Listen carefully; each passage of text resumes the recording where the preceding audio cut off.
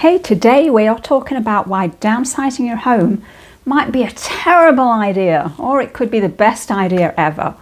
In this video, I'm going to talk about the pros and cons of downsizing your home in Tampa Bay.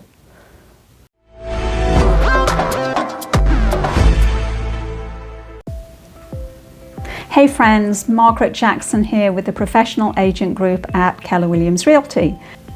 Should I downsize my home? You know, that's a question that we get quite often. And there are quite a few things to bear in mind before you go ahead and make the switch. You know, you might be making the decision to downsize well ahead of retirement. And in fact, it's increasingly common to find people making a move to a smaller home just because they want a different lifestyle. You know, especially post-pandemic, you know, a lot of people I think took a look at the current situation and said, so you know what, I'm sick of this, let's go. And they've made a move to something that's more preferable.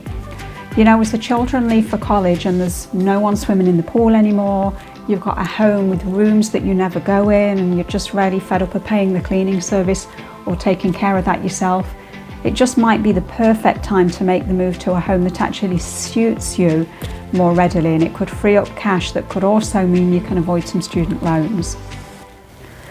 On the other side of things though, you might be downsizing at the end of a career, and more than anything you might be looking at the end of a very long chapter of a successful career. And what we're finding is, until you've got some idea of how you're going to settle that and how that part's going to play out, it can seem very difficult and overwhelming to be making choices about your living situation when you really haven't finished winding that part up yet.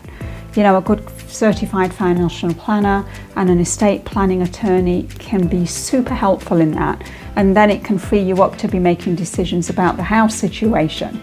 If you need introductions to a couple of those people, let us know, because we'd be happy to point you in the right direction to some great professionals.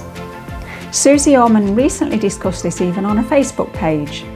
She put, the decision of where you'll live in retirement can transform your retirement outlook from worried or slightly nervous to confident and happy. My hope is, she says, that you'll move this decision to front and centre in your retirement planning. Waiting to see what will happen isn't kind to you, and delay will just make the decisions harder. So why does she say that delaying it will make it harder? Well, I think there's a lot of reasons why. For one thing, it can be incredibly stressful. You're trying to downsize years of your life, years of accumulation. If you're in a rural area right now, you might have very limited access to necessities, things like groceries, medical care, pharmacies. It might be great while you can drive, but if you were to lose the ability to drive, yeah, delivery services might help, but just not getting out and about could be very isolating. And services in some areas are pretty limited, and you might want to bear in mind things like access to medical care when you're planning where you're going to move to. So what about moving to Florida and downsizing to Florida? Well, in a recent Kiplinger's article, moving to the Sunshine State could save you a lot of money in taxes.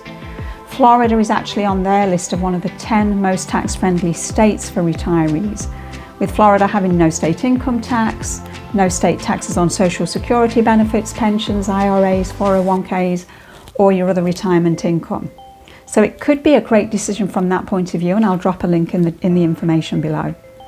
Snowbirds though, if you're thinking of doing like a split life to claim residency here, you would need to be here 183 days in Florida, and on their website they detail steps to take to prove that residency.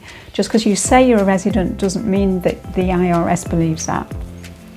So one way to reduce your living expenses is to downsize to a smaller home or apartment, and this can save money on rent or mortgage payments as well as your utility bills. It can get you to a much simpler lifestyle too. It might free up time then and some money for you to be able to go off and do other things. If you've got fewer possessions, you need less space for storage. You know, it's easier to keep it clean and organised, and you might feel like you've got the weight off your shoulders of some of that stuff you've been wondering what to do with all those years. So now, very often people are selling a home that they've lived in for years, quite happily so. And when you're downsizing, if you're doing that, you're typically selling your current home and maybe buying a smaller one. Well, if your current home's in great shape and you've stayed on top of things like trend changes, maintenance and repairs and things, you'll likely get top market value for that house.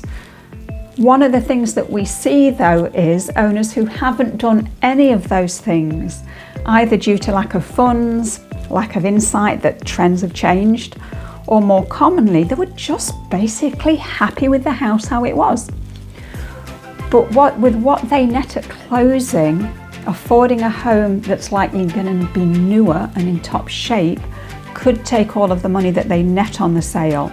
And even if you do have equity, downsizing can still be expensive. You're still going to have moving costs, maybe some new furniture, and the costs associated with setting up a new household.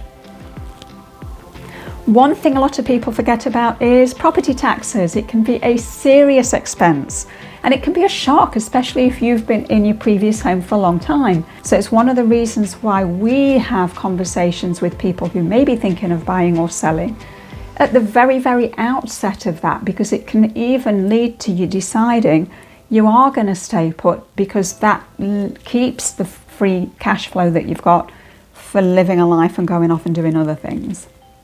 So before downsizing, be sure to do your homework, calculate the financial savings, see if it's going to be worth it.